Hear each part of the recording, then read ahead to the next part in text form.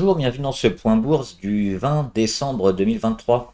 Alors, dans ce point bourse, on va voir le CAC 40, quelques actions aussi intéressantes qu'on a vues dernièrement qui sont en train de partir, et certaines qu'il faudrait peut-être éviter parce que c'est compliqué. Alors, comme d'habitude, je rappelle que les informations et analyses données sur cette chaîne sont données à titre indicatif et ne peuvent pas être considérées comme un conseil en investissement.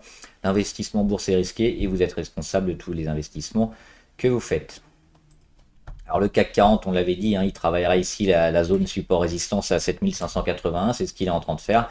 On va certainement continuer de jouer quelques jours ce support et puis aidé par le rallye de Noël, peut-être le rallye de fin d'année, s'en servir comme support pour aller plus haut. C'est a priori ce que les marchés sont en train de faire, hein, parce qu'on a eu encore la confirmation au niveau des chiffres macroéconomiques sur pas mal de pays, notamment la Grande-Bretagne aujourd'hui. Et les chiffres de l'IPC, hein, donc de l'inflation, donc confirmation avec moins 0,2 hein, sur le mois et 3,9 sur l'année. Donc on était à 4,3 le mois dernier, on passe de 4,3 à 3,9 en annuel et une désinflation par rapport au mois précédent. Donc c'est véritablement là aussi un pays important mais qui n'est pas dans la zone euro, donc qui est traité un peu à part, la Grande-Bretagne. Confirmation aussi qu'on a la baisse de l'inflation.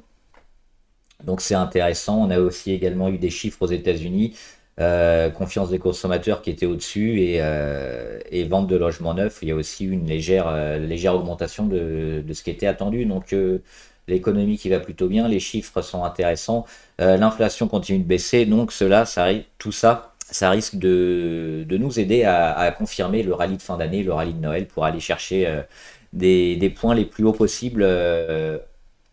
Probablement en janvier, hein, début janvier. Donc, alors oui, juste avant de regarder quelques valeurs, on va juste regarder les actions du CAC 40 qui font un peu l'indice, donc les plus grosses pondérations, à savoir le luxe. Le luxe, Hermès. Hermès, on l'a vu ici sur les plus hauts. Ils ont fait un nouvel échec hein, sur les 2036. Mais pour l'instant, on ne rend pas grand-chose. On a méché sur la moyenne à 20. On pourrait avoir ici un support intermédiaire autour des 1974, 1980, hein, retravailler et puis le casser, aidé par les bonnes fins d'année. Hein, le contexte économique est plutôt favorable. Donc pour l'instant, on n'est pas trop baissier hein, sur Hermès, malgré ce troisième échec. Tant qu'on ne rend pas trop, et qu'on se maintient au-dessus de cette zone-là, c'est plutôt positif. Sur la LVMH, on l'a vu, ils étaient ici, hein, dans un canal haussier depuis leur rebond sur support à 651 et leur cassure d'oblique, c'était ici au mois d'octobre, autour du 20 octobre environ. On est orienté sur un rebond technique dans un canal haussier à court terme pour aller chercher cette zone-là, hein, les 780 environ. On est pas loin. On va peut-être zigzaguer un peu, aller vers le bas, mais à terme, hein, dans 6 jours, dans 10 jours, on sera certainement, on aura comme objectif cette zone des 780. Donc là aussi, LVMH, il y a des raisons d'être plutôt positif. Kering, on va pas le faire. On va faire L'Oréal aussi, qui est fortement pondéré sur le CAC 40. Pour l'instant, ça tient. On a ce support à 440 qui risque de servir de support. Pour l'instant, on est toujours ici, on le voit très haut en MACD. Peut-être un début de consolidation, mais là, elle est partie pour consolider à plat, c'est-à-dire de rester sur ces niveaux-là, hein, des 450 environ. Donc, pas avoir une baisse du cours, se servir du support à 440 avant de repartir. C'est ce qu'on peut avoir sur le CAC 40, un peu de rotation. Celles qui ont bien performé, comme on le voit ici sur L'Oréal, vont consolider à plat et puis le CAC va continuer de monter avec les autres actions qui ont un peu moins bien performé. Et celle du luxe est bien pondérée, devrait refaire partir le CAC ces prochains jours. Donc c'est le scénario qui est en train de se dessiner. Et enfin, Total, avec le prix du pétrole hein, qui est plutôt bien, léger rebond, mais toujours dans un range. Hein, le pétrole, a priori, on n'aura pas de gros mouvements. On est plutôt sur un cours du pétrole qui va se maintenir. On l'a vu déjà dans les vidéos précédentes, je ne répète pas.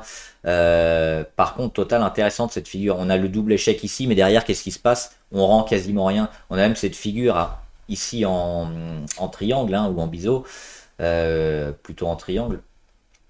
Avec la baisse de la volatilité, on le voit, des plus hauts de plus en plus bas, des plus bas de plus en plus haut, pardon. Donc tout est réuni pour avoir une congestion ici et une sortie Si on a une sortie franche vers le haut, on ira certainement à nouveau taper les plus hauts et peut-être mieux. Donc toujours largement solide hein, sur Total. Et même si on casse vers le bas, on a le support à 58 qui coïncidera dans quelques jours, même au mois de janvier avec la moyenne à 200. Donc là aussi, ce sera une chance pour Total de rebondir. On le voit hein, ici, la moyenne à 200 qui à chaque fois a permis à Total de repartir à la hausse. Donc là aussi, on est plutôt favorable. On va regarder donc rapidement quelques actions intéressantes. On va faire vite aujourd'hui. Alphen. Alphen, pourquoi? Le gros canal baissier, on le voit ici. Et puis, on est sorti. On est sorti jeudi. Après, on tape la moyenne à 200, on fait un petit échec, on revient sur l'oblique. Mais on est en train de confirmer hein, la sortie possible d'Alphen. Le but, c'est quoi? C'est alors pas d'avoir un retournement en V, certainement pas, mais on aura certainement quoi sur le titre? C'est ça. Aller chercher la résistance, construire et acter un retournement au mois de janvier, février, mars. Donc a priori, c'est en train de se jouer maintenant sur Alphen. Donc on a peut-être une sortie qui est en train de se matérialiser maintenant. On a aussi des volumes qui sont importants. Donc plutôt positif sur Alphen. On a Technip aussi. Technip Énergie. J'écrive bien.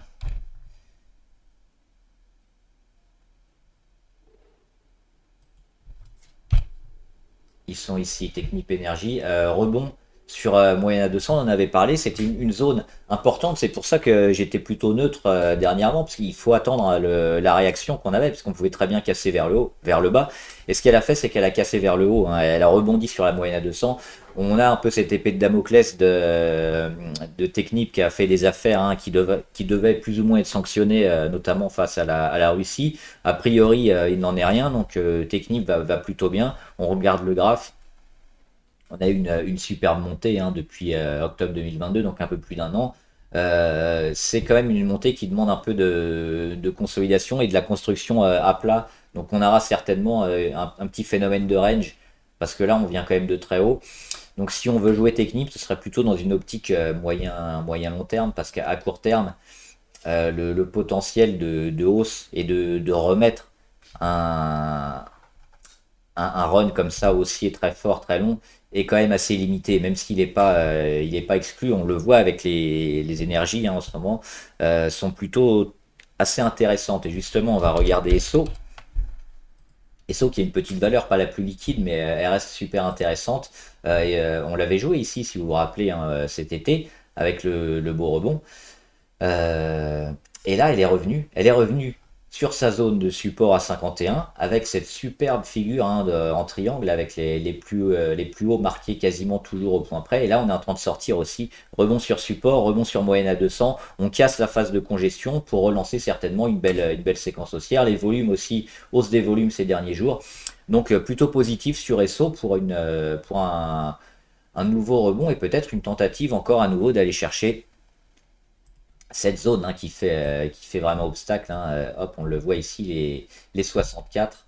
Pour l'instant, c'est compliqué, mais si on va, ne serait-ce que les taper, les jouer, même si on fait échec, on aura, alors c'est pas celui-là, on aura près de 17% quand même de gains comme objectif. Donc ça peut être intéressant, surtout que le support est assez proche. Donc ESSO, ça peut être aussi très intéressant à jouer. Et on finit avec Atos.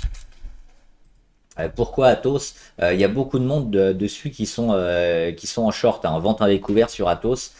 Ça vaudrait le coup certainement peut-être de suivre le mouvement. On a cette zone-là à 7 environ qui est jouée, qui est un peu percée à la hausse, à la baisse. On est en train de la tenir plus ou moins, mais d'essayer plutôt de s'y raccrocher. La tendance, elle est fortement baissière. On voit ces moyennes mobiles ici qui arrivent, qui sont baissières, qui vont taper certainement le titre et lui faire échec. On a aussi cette petite zone de résistance là. Hop, on le voit sur le rebond du mois de août-septembre, 7,94, bah, on a méché au-dessus, on n'arrive pas à passer, donc à nouveau échec sur les mêmes zones que 6 mois plus tôt. Ça va certainement repousser le titre vers le bas, donc Atos, ce serait intéressant, je pense, de les quitter si vous êtes dessus, et éventuellement de se mettre en short, hein, en vente à découvert sur Atos pour rejouer une zone à minima les 5-6, hein, et certainement beaucoup, beaucoup plus bas encore. ne serait-ce que les 5-6, ça fait quand même 20%. Les pourcentages sont énormes. Donc oui, Athos, c'est un peu spéculatif, mais ça vaut le coup de jouer contre, je pense. Voilà, j'espère que la vidéo vous a aidé. N'hésitez pas à me dire en commentaire ce que vous en pensez, votre avis sur les valeurs qu'on a analysées, et puis les valeurs que vous voulez qu'on analyse, on en discutera. Bon trade, à plus.